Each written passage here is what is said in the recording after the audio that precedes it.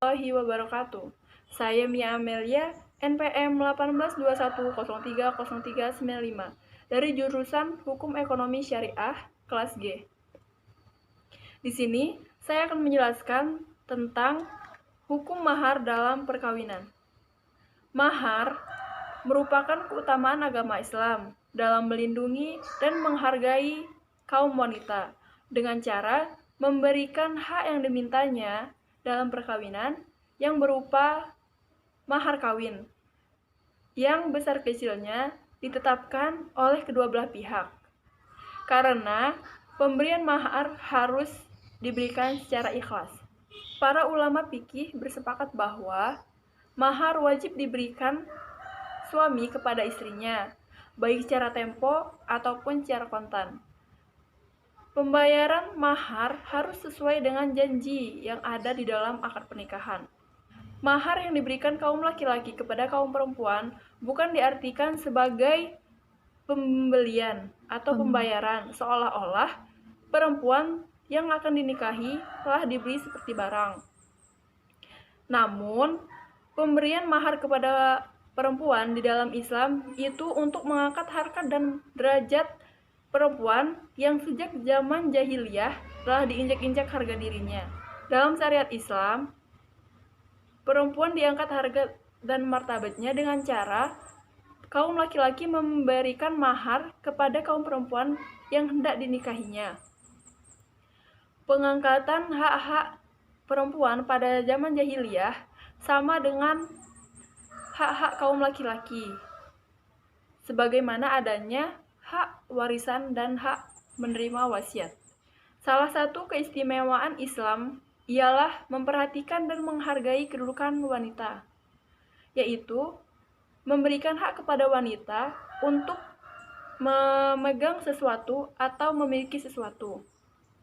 Islam datang menghilangkan belenggu tersebut dengan cara memberikan hak mahar kepada perempuan dan laki-laki wajib membayarnya jika hendak menikahinya. Mahar ditetapkan sebagai kewajiban suami kepada istri jika hendak menikahinya sebagai bukti tanda keseriusan suami kepada istrinya dan sebagai lambang ketulusan hati untuk mempergaulinya secara ma'ruf.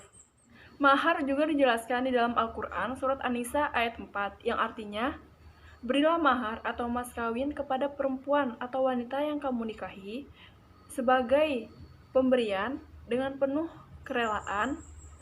Kemudian, jika dia memberimu setengah bagian dari mas kawin itu dengan senang hati, maka ambillah atau makanlah pemberian mas kawin itu, karena itu layak dan baik akibatnya.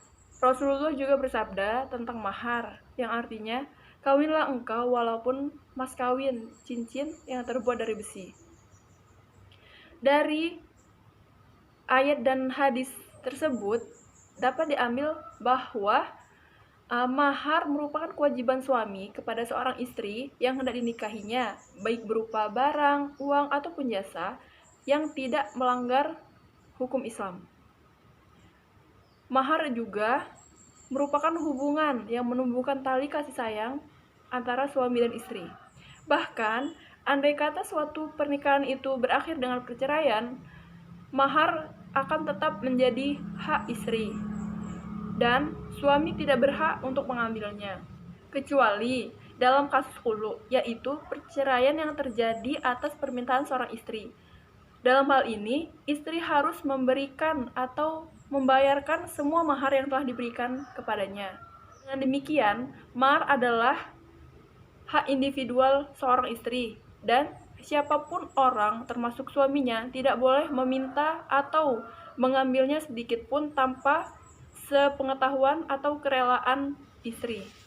Mahar boleh diberikan secara tunai ataupun dengan cara ditangguhkan, mau sebagian ataupun seluruh mahar, asalkan sesuai dengan kesepakatan kedua belah pihak. Undang-undang perkawinan tidak mengatur tentang mahar, karena mahar bukan termasuk rukun perkawinan. Rukun secara istilah merupakan bagian terkuat di dalam suatu bangunan. Jika rukun tersebut tidak dijalankan, maka suatu pekerjaan itu tidak sah hukumnya. Rukun dan syarat nikah menurut para ulama. Yang pertama, menurut Imam Hanafi, rukun nikah antara lain sighot atau ijab dan qabul. Kemudian wali, calon mempelai wanita dan calon mempelai pria. Menurut Imam Hambali, rukun nikah adalah calon laki-laki, calon perempuan, dan ijab dan qabul. Menurut Imam Syafi'i, rukun nikah adalah calon mempelai laki-laki, calon mempelai perempuan, ijab dan qabul, wali, dan 2 orang saksi. Menurut Imam Syafi'i, Imam Hambali, dan Imam Hanafi, mahar bukan termasuk rukun nikah. Menurut Kitab Hukum Islam pasal 14, rukun nikah adalah calon suami, calon istri, 2 orang saksi, wali, ijab dan qabul. Sekian penjelasan dari saya, semoga bermanfaat. Saya mohon maaf jika masih banyak kesalahan dan kekurangan. Terima kasih. Wassalamualaikum warahmatullahi wabarakatuh.